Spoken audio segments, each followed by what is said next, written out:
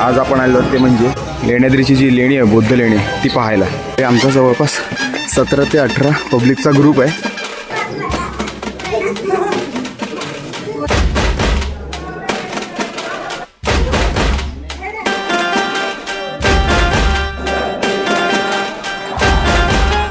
इथून मंडळी आपण वरती येतो.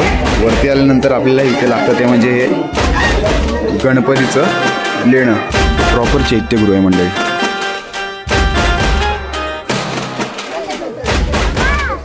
मंडळी जुन्नर ऑलरेडी महाराष्ट्रामध्ये सर्वात जास्त लेण्या असणारा भाग आहे. जय जिजाऊ जय शिवराय मंडळी. आज आपण आलो ते म्हणजे लेण्याद्रीला. मंडळी सह्याद्री सवंगडी ट्रॅकर्स हा ग्रुप आहे आपला, आणि या ग्रुपसोबत आपण आलो आहे ते म्हणजे लेण्याद्रीची जी लेणी आहे, बौद्ध लेणी, ती पाहायला. तर जय महाराष्ट्र मंडळी. आमचा जवळपास 17 ते 18 पब्लिकचा ग्रुप आहे, आणि बारीक बारीक लेण्या दिसत पण असेल आता.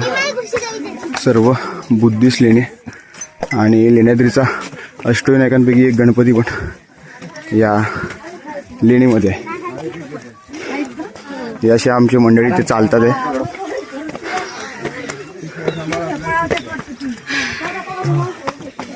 हे नविखे ट्रॅकर आहेत आमचे. हे विष्णू काय म्हणतात, लक्ष्मीनारायणचा जोडा. हे आपले सर्व SSTचे सर्व इथे शीतलताई चढतात आहेत. दुसरा लक्ष्मीनारायणचा जोडा आलेला इथे. पुणे पाठी अजून भरपूर पब्लिक आहे पाठी अजून. इथे कोणाला जर होत नसेल चढायला त्यांसाठी अशी डोली आहे तिथे. साधारणतः 1500 रुपये, 1500 रुपये.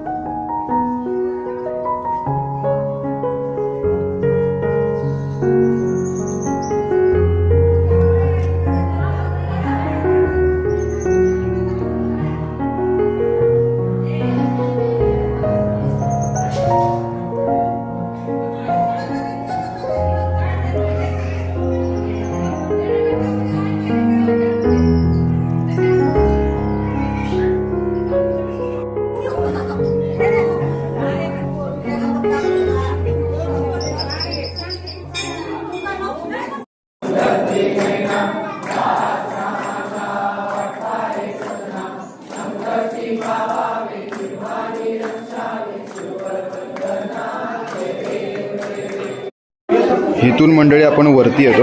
वरती आल्यानंतर आपल्याला इथे लागतं ते म्हणजे हे गणपतीचं लेणं.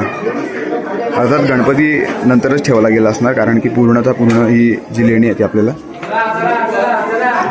बौद्ध स्तूपांनी भरलेली दिसते.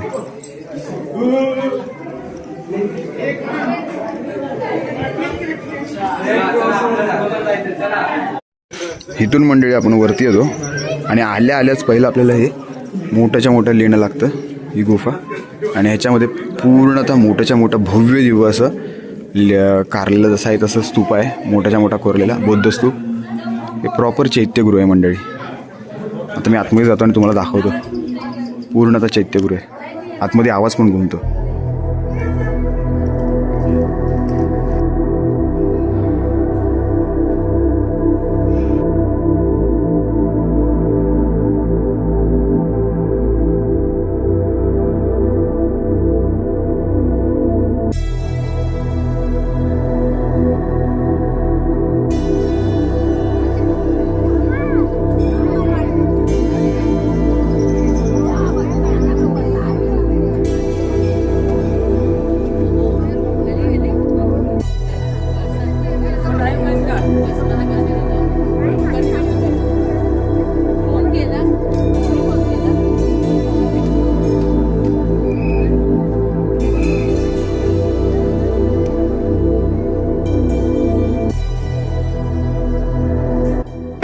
साधारणतः मंडळी फक्त हार्डली 10 मिनटं चढल्यानंतर आपण लेण्याद्रीवर पोहोचतो.